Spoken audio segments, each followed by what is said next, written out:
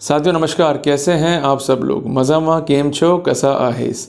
आप सबको जय श्री राम, जय बालाजी की, जय खाटू श्याम जी की। तो प्रभु का नाम लेके आज हम एक नया अध्याय पढ़ रहे हैं आज की क्लास में।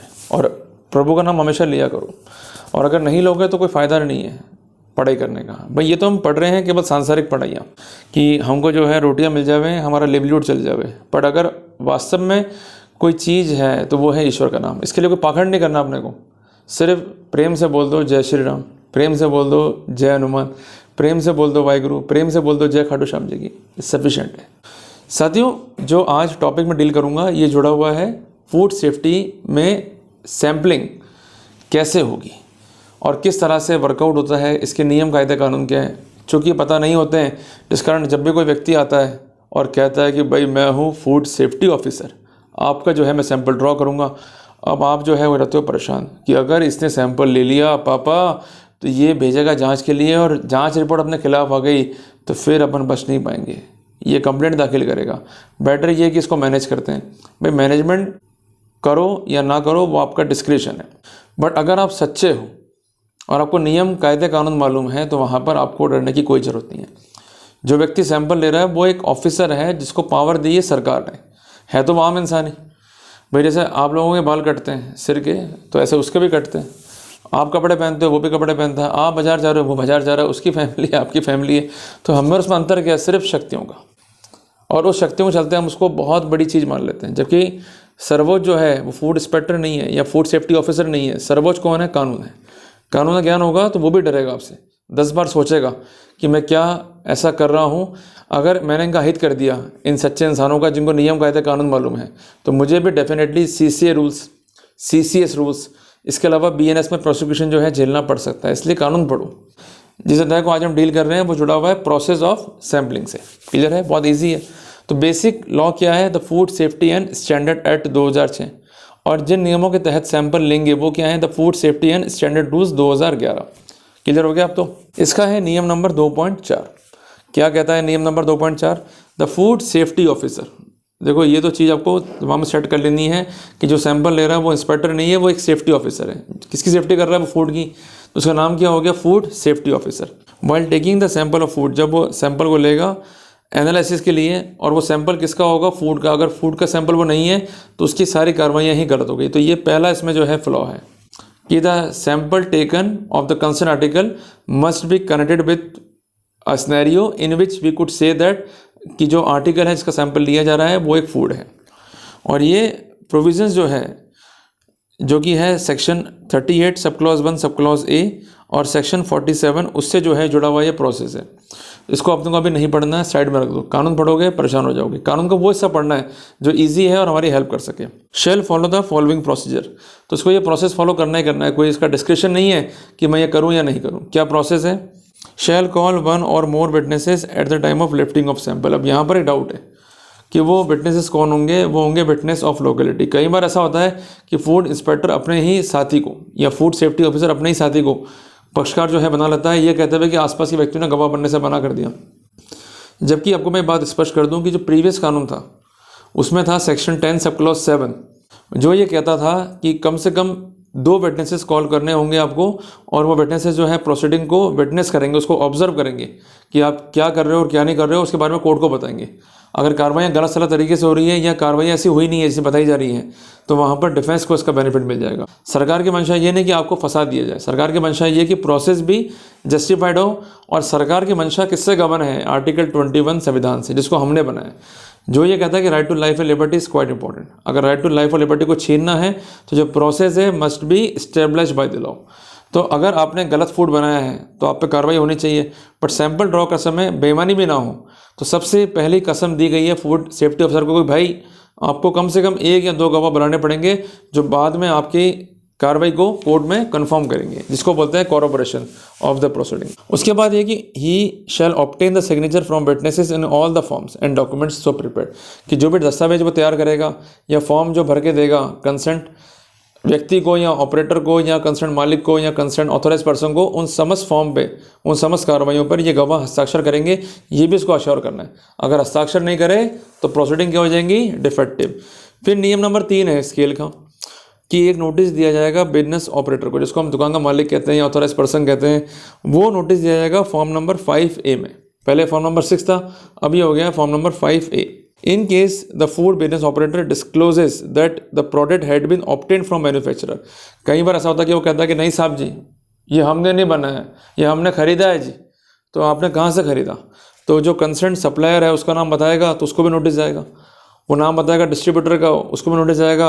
और अगर उसके संज्ञान में फैक्ट आता है कि ये मैन्युफैक्चरिंग कहीं और से हुआ है, तो जिसका नाम डिस्प्ले हो रहा है मैन्युफैक्चरिंग में, या जो नाम बताया जा रहा है कि इसने मैन्युफैक्चरिंग करा है, ये लोग भी जो है पक्षकार बनेंगे। बट मैंने एक कंटेंट लिखा था जिसमें मैंने आपसे कहा था कि बड़े बड़े जो ये मैन्युफैक्चरर्स हैं, सप्लायर्स हैं, क्यों बच जाते हैं?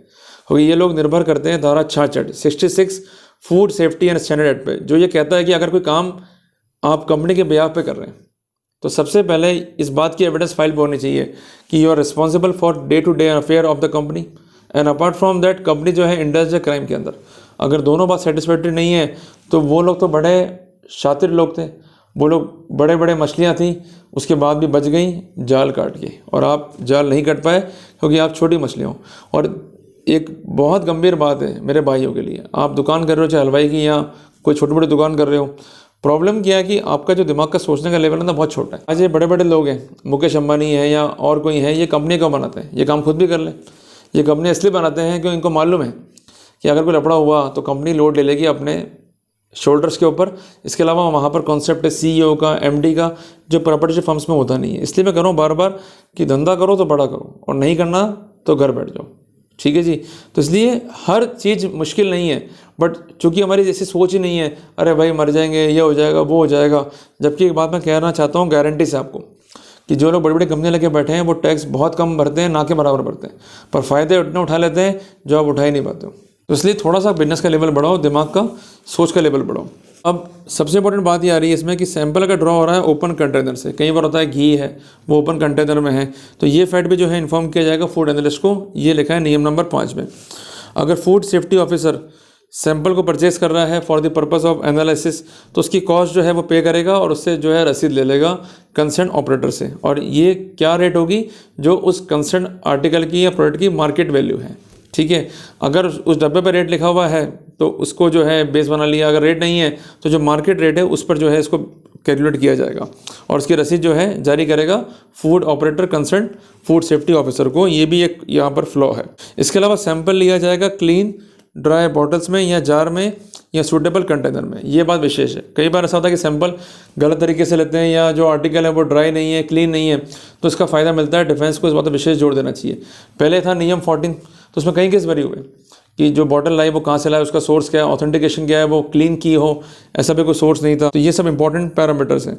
इसके अलावा इस तरह से उनको पैक करना है कि लीकेज ना हो। इवेपोरेशन मीन्स कोई ऐसा उसमें जो है पदार्थ है कि जो इवेपोरेट हो सकता है, मीन्स उसकी फ्यूम बन सकती है, उसको भी जो है आपको रोकना होगा। तो इसलिए लोग क्या करते हैं कि जब भी ये सैंपल ड्रॉ करते हैं तो शीशियाँ लेते हैं, हमेशा कांच की है, शीशियाँ प्लास्टिक की अवॉइड करते हैं और उसको रैप कर लेते हैं ताकि कोई भी असर जो है धूप का या किसी UV रेस का जो है नहीं पड़े, ताकि सैंपल के इवेपोरेट होने की पॉसिबिलिटी को हम ख़त्म कर सकें।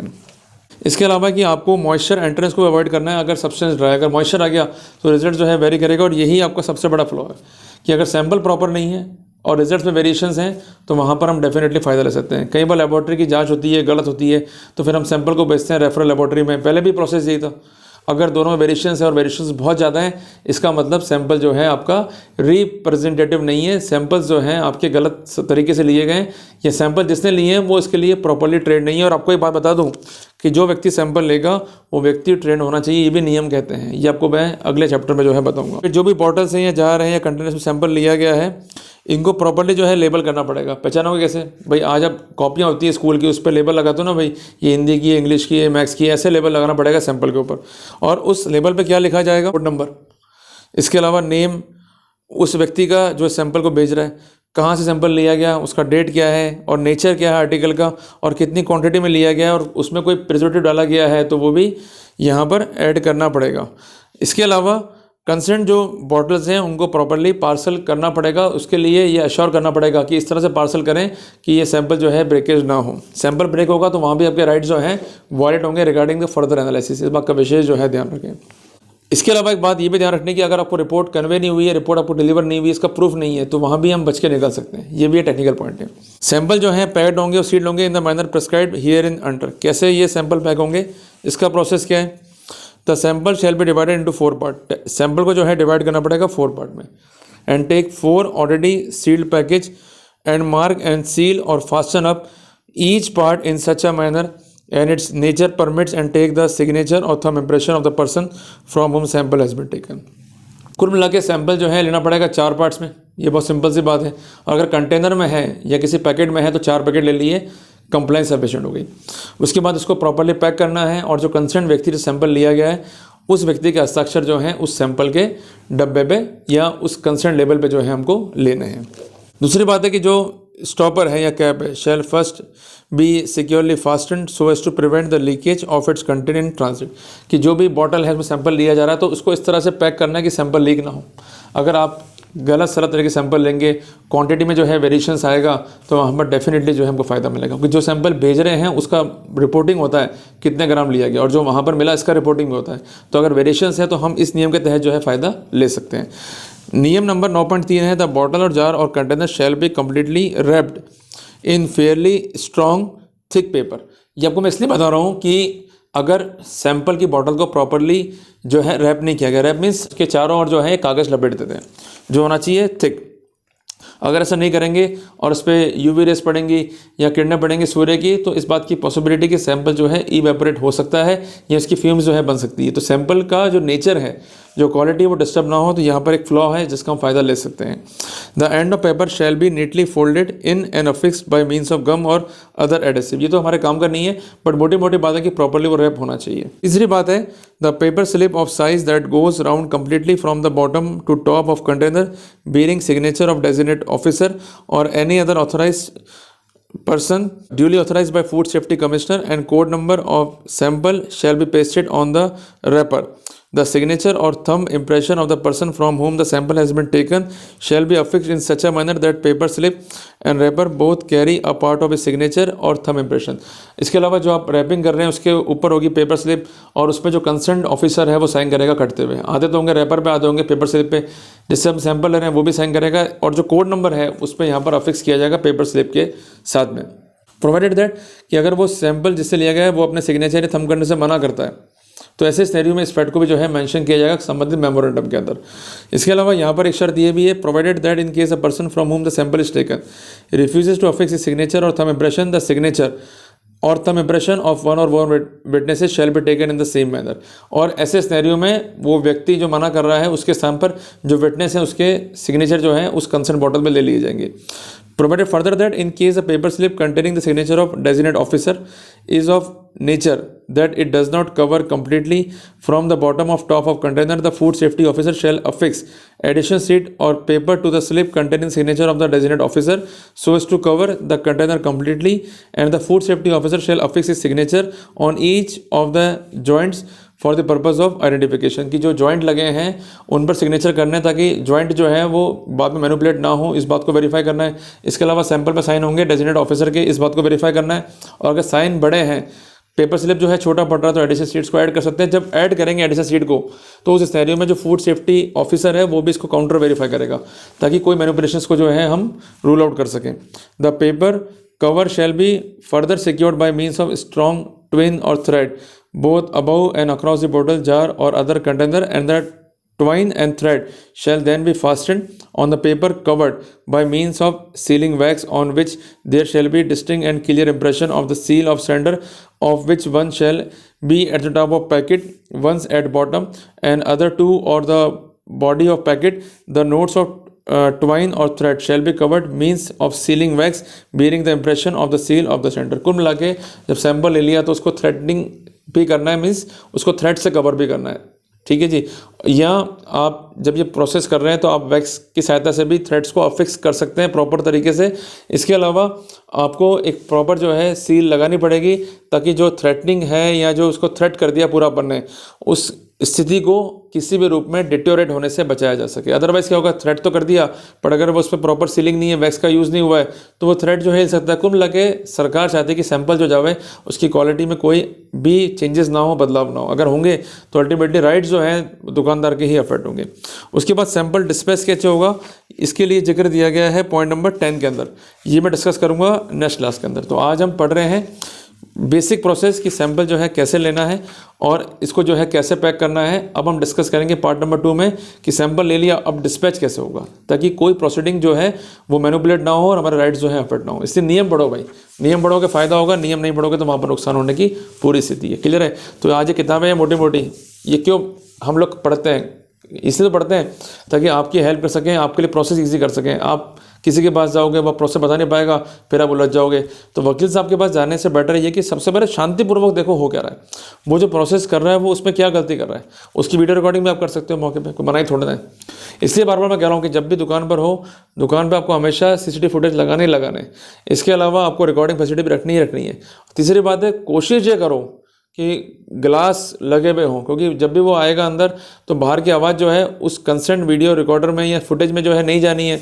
तो इसमें आपके लिए बेनिफिट क्या है कि जो वो प्रोसीडिंग कर रहा है उस समय उससे क्या बातें करी आपसे, ये भी एविडेंस पास में होगी आपके, तो उस हिसाब से पकड़ना इजी रहेगा फूड सेफ्टी ऑफिसर और कोर्ट ऑफ लॉ के अंदर। अगर उससे बेईमानी करी है, आपको धमकाया, आपसे अनावश्यक मांग करी है, तो हम वहाँ पर prevention of corruption act CCS rule से भी केस को कवर करते हुए आपको जो है न्याय दिलवा सकते हैं। बट अगर आप लोग ही कॉपरेट नहीं करोगे, काम नहीं करोगे, तो फिर कैसे काम चलेगा। इसलिए वकील पर डिपेंड होने के बजाय खुद अलर्ट रहोगे तो वहाँ ज़्यादा आपका फायदा होगा। इसलिए हमेशा कसम खा लो, काम करेंगे बड़ा करेंगे, छोटा काम नहीं करना होगी। छोटा काम करोगे फंस जाओगे और फिर उसके बाद कोर्ट कचहरी में घूमते रहोगे, फिर कोई बचा नहीं पाएगा आपको। इसलिए काम बड़ा ही करो, घबराओ मत। जितना बड़ा काम करोगे, बड़ा सोचोगे और बड़े व्यापारी बनोगे, उतना ये लोग कांपते हैं गलत कार्रवाई करने से। इसलिए हमेशा बड़ा सोचना है, बड़ा काम करना है और गलत काम कभी नहीं करना। हमको अच्छा फूड बेचना है, पर अगर ये लोग गलत कार्रवाई कर रहे हैं, हमें फंसाने की कोशिश कर रहे हैं, तो वहाँ पर राइट्स जो हैं उसको एक्सरसाइज करने से परहेज भी नहीं करनी। क्लियर हो गया। तो जल्दी मिलते हैं अपन एक नए टॉपिक के साथ। टिल देन, जय हिंद, जय भारत।